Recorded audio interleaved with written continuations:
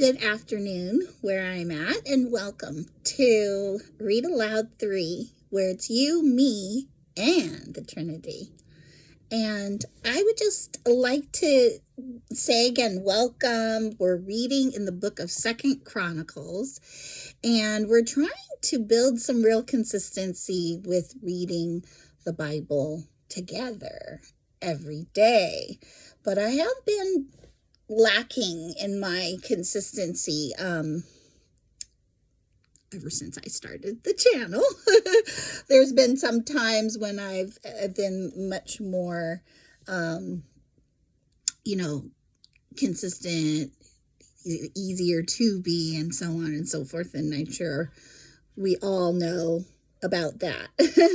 But I am giving it my best, and I wanted you to know that. And so I started the book of Second Chronicles after kind of a big stretch there, finally finishing First Chronicles, and now I had a little gap this week with trying to be reading daily a chapter. So we are this far into reading through the Bible. I just kind of want to show you a visual. I like doing that. It's like, we're making progress bit by bit, and real progress. And so we're on chapter 3 today. Second Chronicles. I just want to close my door. I'll be right back. My cat just opened it.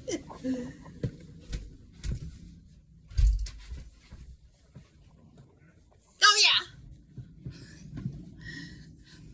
I guess I didn't really need to close my door.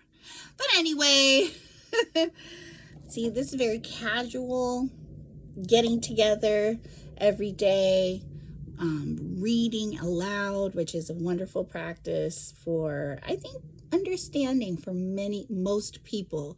It just adds another element of one of our senses, and they say that anytime you add a sense, one or more of your senses to learning something, hearing, writing, besides the visual, you really do retain it better. And there's a scriptural basis for that as well. That, there's scriptures about hearing the word. So do comment about any discussions. Like I said, it's very laid back, and we just want to make sure that we're meeting together and reading together regularly. Okay, so let's get started. Solomon builds the temple. So Solomon began to build the temple of the Lord in Jerusalem on Mount Moriah, where the Lord had appeared to David, his father. That's cool. The temple was built on the threshing floor of Araunah, the Jebusite, the threshing floor of Araunah, the Jebusite. Let me read the reference for that, because I'm not sure what that means. It's a name, obviously. Araunah in verse 1 of chapter 3.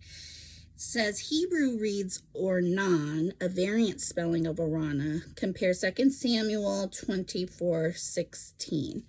It just kind of threw me because it says, the temple's being built on the threshing floor. It sounds like the name of a place, but then it says the Jebusite. But yeah, that's a whole term. It says Araunah, the Jebusite. Which then the way it's spelled, Jebusite, sounds as if it's applying to a person, but it still sounds like the name of a place to me, where this threshing floor is. And then it says, the site, which is funny because SITE, though it sounds like a descriptor of a person, then the word site, when you're referring to a place, is spelled SITE. So it says the site that David had selected. The construction began in mid-spring, and there's a reference for that too. I'm wondering what the time of year there were, like if there's some calendar, clue in here that just kind of is an interesting tidbit. So let's see. Sometimes it takes a while to read through together, as you can see. But I appreciate that you are here and that this is a place where we can have some discussion.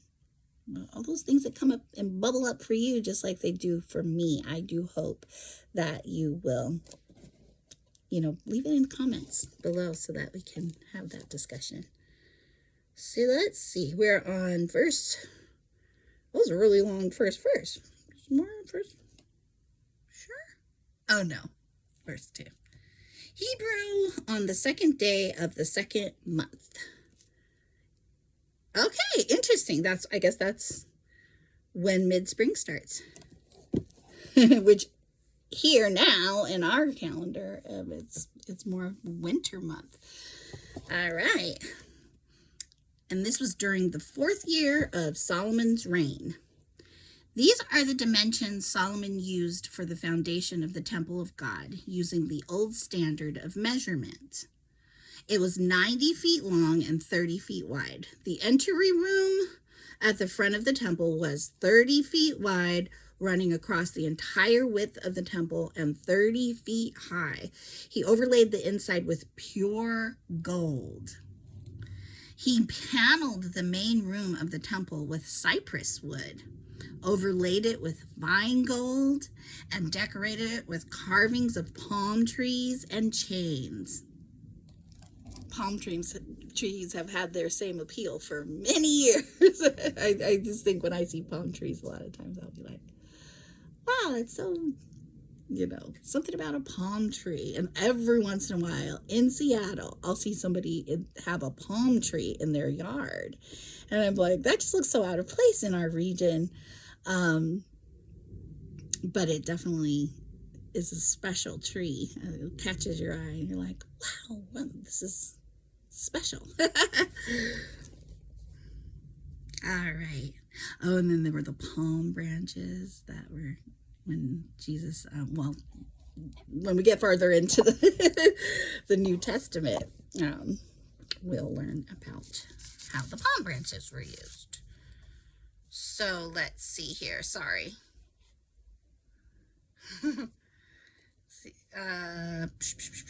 Carvings of palm trees and chains. So these are carvings of palm trees that make you, just let you know there were symbols that were special again.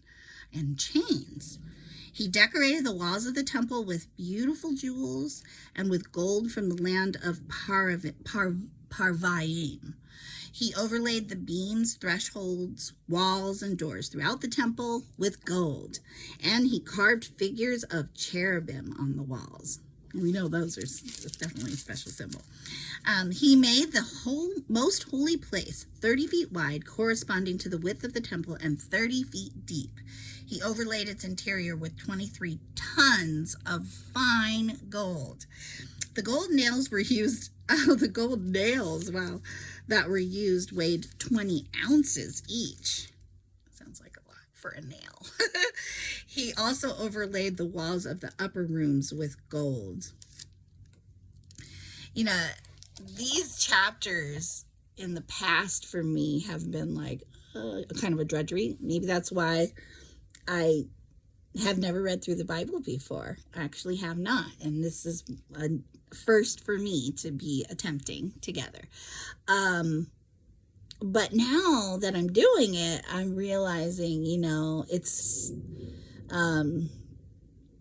speaking of special, like this is a special journey just in hearing all the detail. It's not boring. It's not at all. Actually, it's interesting, it helps to be reading it together and, knowing that,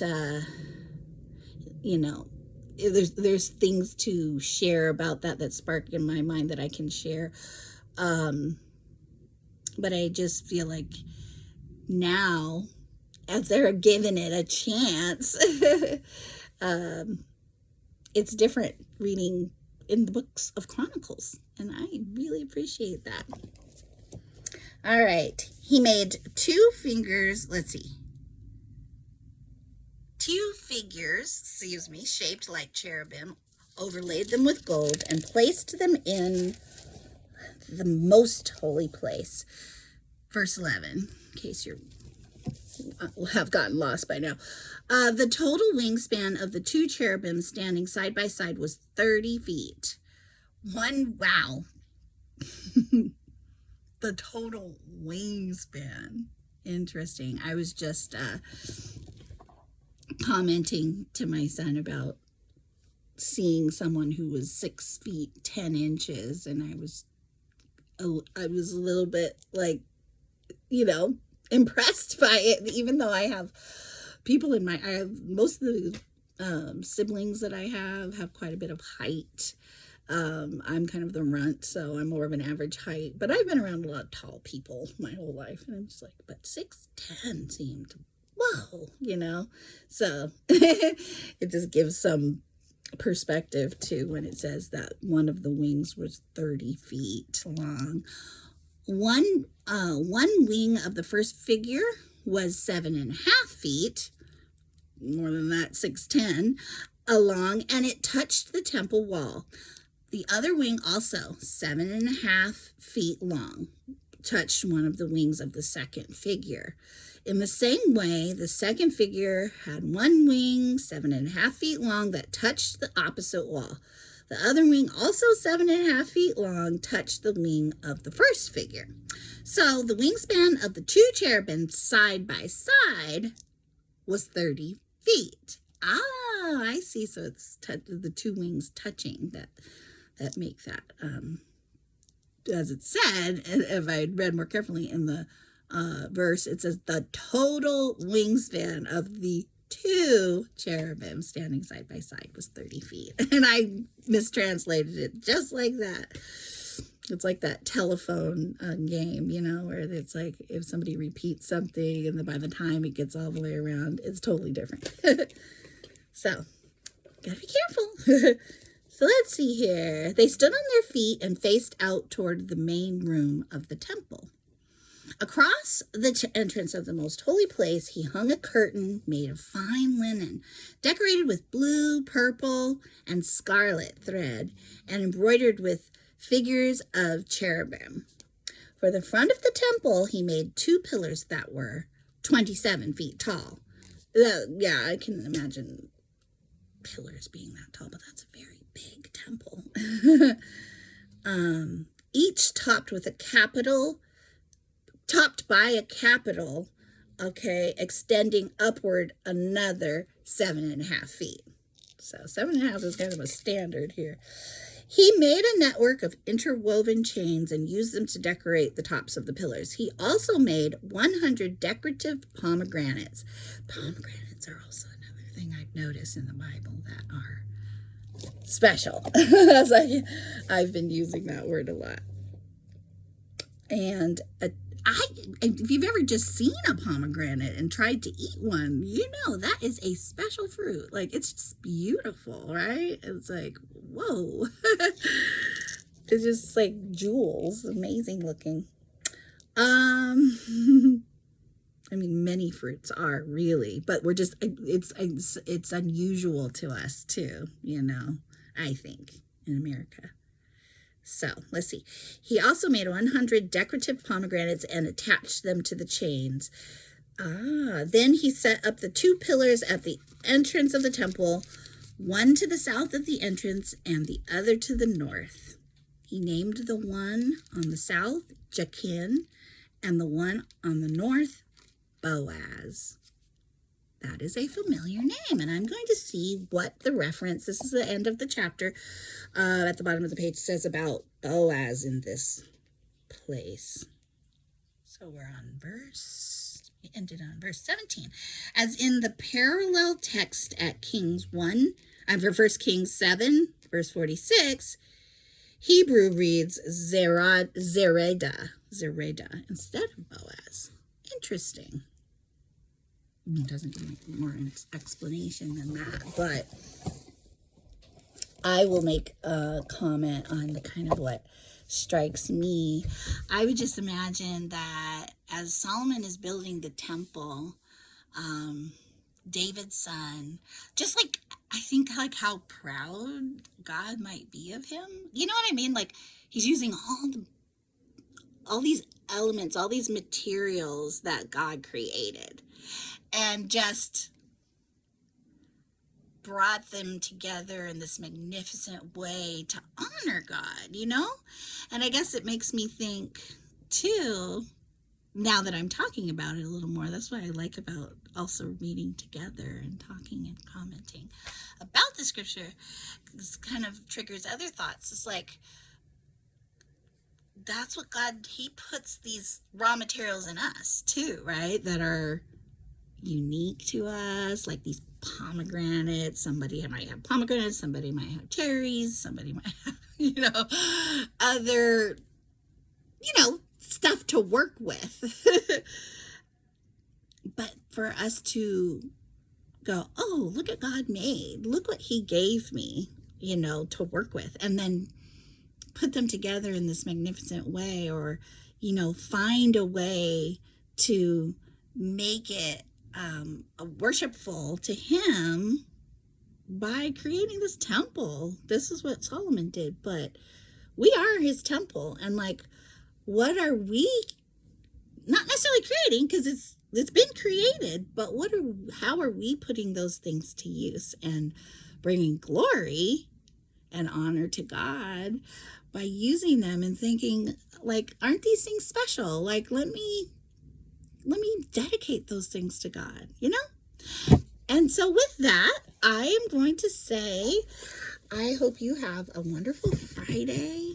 Good start to your week.